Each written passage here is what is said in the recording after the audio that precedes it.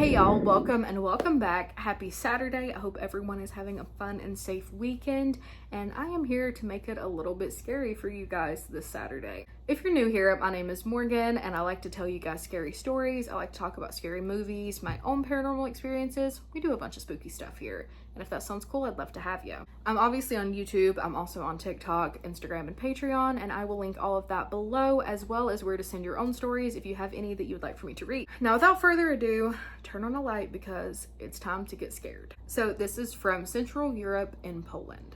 We have a lot of wild folklore here. Most of beings don't even have any English names. This story is also from the mountains. I live next to a really popular skiing city in Poland. A lot of folklore here is German, from Czech Republic, but also Russian, so it's a pretty interesting mix-up. The main entity here is a spirit of the mountain. The lore is that he fell in love with a rich girl living in the middle of the mountain chain. He was already old and poor, so the girl and her father decided that they're going to play him and told him to count some turnips and she'll marry him. When he was done, the girl only laughed at him. He spent his final days sitting in the valley, and his tears created a beautiful lake. From then, he's known as the protector of the forest and the mountains here. So back to the story. I lived next to a big forest that was connected directly with the mountain forest. As a child, I spent a lot of time there all alone outside, as I was very shy and didn't have a lot of friends. I was probably around 7 or 8 at the time when I first saw him. I was minding my business, probably reading a book under the fallen tree I built myself a fort around. I remember feeling really light and happy, which didn't happen very often to me. I see this old man who literally looked like he was as old as Mother Earth. He had a walking stick with him and was dressed really weirdly. He came my way and somehow I wasn't scared at all. He came from the direction of the mountains and sat next to me. I remember it was like yesterday. He smelled like pine trees and moss. He asked me what my name was and what I was reading. When I introduced myself to him, he told me that that name didn't suit me and it's holding me back. I'm still not sure what that meant. We chit-chatted for a while, and then he asked me which way was the river. I pointed him in that direction and he went away. I forgot about the situation for many years, and I had moved out of the city and moved on with my life. Then, when I was around 16, I decided to visit that place again. And then it was when I remembered the whole situation. It's weird to think about it now, but somehow he knew I didn't like my name. I changed it when I was 17. I saw him once again when I was much older, but I didn't have the chance to talk to him as he was smiling and waved my way. I hope one day I'll see him once more because I have so many questions. Anyways, you're the first person I'm sharing this with. I hope my English is not that bad, and I have many stories from those forests, so maybe I'll send them to you. I think Eastern Europe is kind of like Appalachia. There may be people in cities, but there's still so much folklore and myths about us, every second of our lives. The magical and mystical seem to never have left, but unlike your cryptids, they're not malicious. Thank you so much for listening to my story. I love that. Please send more if you have them. Alright, next story. I just wanted to share 2 of my stories that happened in my house. One happened to my sister, and the other one happened to me. This all takes place in Wrightwood, California. The one that happened to me was when I was in 7th grade, and I was just lying on my bed and my door opened by itself. I went out and looked in the hallway to see if anyone was there that would open my door, but there wasn't anyone. I could hear footsteps in the hallway as well. In this hallway, there were a few places that someone could go to hide if they were just trying to open my door to be funny. One is across from my room, which is the laundry room, but it's always very dirty, and it's also very small in there, so there's nowhere to hide. The other room is my sister's room, but at the time it was also very dirty, and the only real hiding spot was under her bed, but I checked there. There was no one under there. The other hiding spot would be the bathroom, which is across from my sister's room, and our bathroom is very small. All of these rooms are at the very end of the hall, including my room, and then if you go up the hall, there are stairs that lead to our 3rd floor, which is where my parents' room is. But this all happened so fast that I would have heard someone running up the stairs and closing that door. Then there's stairs that go down to the 1st floor, and the same thing, I would have heard noises running down that hallway to get the stairs to our kitchen and living room. This happened again 3 more times where my door would open up by itself when no one would be there, and I'd be quick to go to the door to check if anyone was there. I told my friend about this as well, and on Halloween night we were both getting ready and everyone was in a rush because we had a curfew in our town because it was COVID. Then the door opened right in front of my friend and I's eyes. This hasn't happened in a while, but every time I get the mental image of a man in his early 20s from the 1920s dressed in some nice shoes from nice fancy pants and suspenders. He's wearing a white button-down shirt but no jacket. His face has never been cleared to me. It's always been blurry, so I think it's clean shaven. At first when this happened I was very scared, but when it kept happening and happening, I just stopped being scared. I've never really got a negative feeling from it. So that is my story of my room door opening by itself. The next one is something that happened to my sister, and both of these stories happened around the same time frame as well. My youngest sister had woken up early that morning and went down the hall into our living room. I believe it was the weekend, and she was sitting there waiting for other people to wake up. In the living room, there's a sliding door that's very big and clear glass so we can see through it, and it goes into the balcony that leads to the backyard because our house is on a mountainside, so the back part of the house is covered from the 1st floor up. She told me and everyone else in the house that she had seen my mom in a white shirt outside on the balcony. She was just standing there. My sister said she called out to my mom, and then my mom looked over at my sister and kept walking straight to go to the corner, and from the corner you can go down some steps into the backyard. My sister got up and went to follow my mom, and she kept watching her walk until she turned the corner, and my sister followed her. When my sister turned the corner, she was gone. There was no one there and no trace of her. My sister didn't really think about it, so she went back into the living room and sat down. A little while later, she heard my mom coming down the steps from her room on the 3rd floor and going into the living room with my sister. My mom was wearing a red shirt, and my sister looked at my mom and asked her why she didn't answer her when she called to her. My mom said that she had just woken up and just came downstairs. This has always baffled me and my family ever since then. She's not seen this woman, or the one who looked like my mom. I'm sorry the stories are so long, but I hope they're enjoyable. That's spooky. Ew. I mean, if it hasn't happened anymore, I don't think it's really a cause for concern, but I don't like it. All right, next story. Some background. This takes place back in 2016, and I come from a very religious home, and at the time, I was heavily involved in the church. I don't consider myself to be overly religious anymore, but I do believe in God and try to connect with Him on my own terms. At this point in time, the people living in the house were my mom, stepdad, stepbrother, and myself.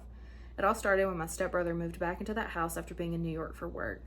I believe that Jason had brought some type of negative energy or spirit back with him when he came. He still acted as my brother that I know and love, but something was different. He'd become very defiant towards my mom and stepdad. He refused to work or consider going to college, which our parents were suggesting to him. He basically spent his days bumming around the house, smoking and partying with his friends. This had caused major tension between him and our parents. Let me preface this by saying that my stepdad is a very calm man, not violent. This is and was the first and only time I've ever seen him get violent, and it was shocking. All of this tension exploded into a physical altercation between my stepdad and stepbrother. It was a scary night for everyone involved, and now that I think about it, it was the first instance where the spirit manipulated one of us in the house. My stepbrother eventually moved out after this, and my stepdad went to New York for work since he couldn't find any jobs here in New Orleans.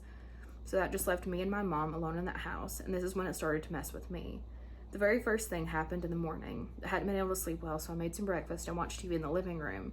This is when I started to hear sharp nails scratching at the ceiling.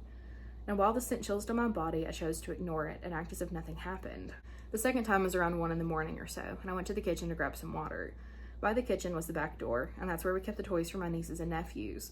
One of these toys was a register that spoke when you turned it on and off. And as soon as I stepped into that kitchen, the register said, "Hello?" Once again, this scared me, but I ignored it and chalked it up to one of the older toys piled up on it set it off. But immediately as I was leaving the kitchen, I thought different, as the register said, "Goodbye." And with that, I ran to my room like a dog with its tail between its legs. A few nights after this, I was laying in bed having trouble falling asleep again, and I remember laying in my bed when I felt this enormous pressure on my chest. It felt like I couldn't move or barely breathe. I closed my eyes and tried to pray, but all I could see in my head was this contorted face smiling and laughing. After what felt like forever, I was able to move again, but I couldn't fall asleep. I was so terrified at what had just happened. A week had passed by without incident, and I thought maybe it had its fun and went away, but I was wrong. The last occurrence was the most terrifying. I stayed up late again one night. I had been in the living room. The light from the kitchen was enough to light the living room as well. The switch for the kitchen was in the dining room though, so I went to go turn it off. Now the light from the kitchen also lit the dining room, but in only one specific part, and that was enough for me to see the huge black mass dart across the dining room and into the living room. Without even caring about the light anymore, I ran to my room and locked the door. I called a friend of mine from the church in tears and asked her to pray with me after explaining what happened. 15 minutes later, she showed up with her other 2 friends, and we prayed over some olive oil. It was all we had, and the holy water was going to have to be okay with that, and proceeded to bless the entire house. After that night, I've never experienced anything paranormal again, and we eventually moved out and found a new house. While I've not had another occurrence, I'd be lying if I said that I didn't feel that negative presence from time to time, even in our current home. If I have to stay alone in that home for a few days, I ask my friend to come spend the night, or I go stay at my sibling's house. I'm sorry this is a long story, but I felt I needed to share. Whew, that's creepy. Yikes. Okay, I think we got time for one more story. There's been something strange happening for the past couple of weeks that I was hoping to get an outside perspective. I'm actually starting to get a little scared. A little back history. We live in West Virginia, and the house that we live in is very old, around 100 years. We bought it from a family member who had only owned it for a few years, and pretty much immediately we started experiencing things. We would see things out of the corner of our eyes, hear noises, the basics. Shadow figures are a big thing here too. We started having bigger things happen, and I can tell you about that another time, but I'd love to get into what's been going on lately that's actually scaring me. Anything that has happened hasn't really scared me, honestly. I've never felt threatened or anything like that, but this, I just don't understand.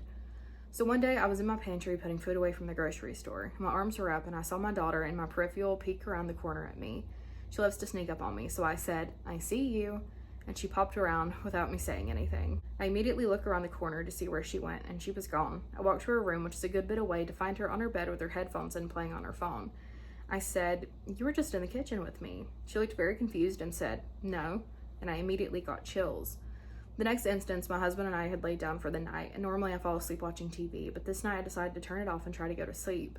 I keep a nightlight in the hallway for my kids, so it gives a low light in the doorway of the bedroom. I had my glasses off and I can't see anything, so I roll over to get comfortable, and I saw a very fuzzy outline of my daughter standing in the doorway. I speak out, "Are you okay, baby?" And she turns around to go to her bedroom. Very odd behavior for her. So I get up to go check on her, and she's asleep. It scared me. I know it was her. It's my kid. I know my kid. So this brings me to the last and most recent thing. I'm first to wake up in the morning so I can start packing everyone's lunches. On these cold mornings, my husband will get up shortly after me so he can go start the Jeep to warm up as I'm packing lunches. I keep the lights off and just use low lights around the house. I thought I heard a noise and grabbed my phone to look behind me, and I saw the back end of my husband's robe turning the corner to head out to the mudroom. "Good morning," I said. No response. I didn't hear the front door open either, so I popped around to see what he was doing, and no one was there. I immediately ran to our bedroom to find that he's still in bed. What the hell is going on? Why am I seeing my family? I've seen what I thought was my son too, but it was a few years ago, and it was the only time that I'd had it happen until now, and it's happening often. This all happened within a week or two. Is this a mimic? I just don't understand, and honestly, I don't get a good feeling from it. Any advice would help. So it definitely has the characteristics to be a mimic. It might not be. While mimics do mimic, other things can mimic as well. But the fact that it's messing with you and pretending to be so many things, I just think it might be. The fact that you're not seeing its face kind of tells me that it might be a mimic as well. So I would do some banishments and some cleansings, see if that works, and if it doesn't, then go on to more things. Mimics are leeches, and they're the worst, and I feel for anyone that has to deal with them ever. But anyways, that is all for the stories today. Thank you guys so much for hanging out with me, and I will see you next week.